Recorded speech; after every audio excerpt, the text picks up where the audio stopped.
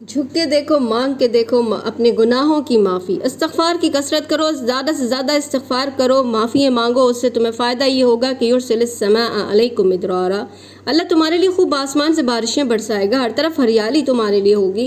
وَيُمْدِدْكُمْ بِأَمْوَالٍ، تمہارا مال بڑھا دے گا، وَبَنِينَ، بیٹوں خوب بیٹے دے گا، وَيَجْعَلْ لَكُمْ جَنَّاتٍ، اور تمہارے لیے ہر طرف باغ بنا دے گا، وَيَجْعَلْ لَكُمْ أَنْهَارًا، اس میں نہریں بھی نکال دے گا۔ اللہ کے لیے کوئی مشکل نہیں ہے سارے کا۔ مَا لَكُمْ لَا تَرْجُونَ لِلَّهِ وَقَارًا، کیا وجہ ہے تم اللہ سے یہ امیدیں بھی نہیں رکھتے ہو اس کی وقار، اللہ کی کیا کچھ نہیں کر سکتا ہے۔ وَقَدْ خَلَقَكُمْ أَطْوَارًا، اس نے خود تمہیں الگ الگ شکلوں میں بنا ڈالا جس رب نے۔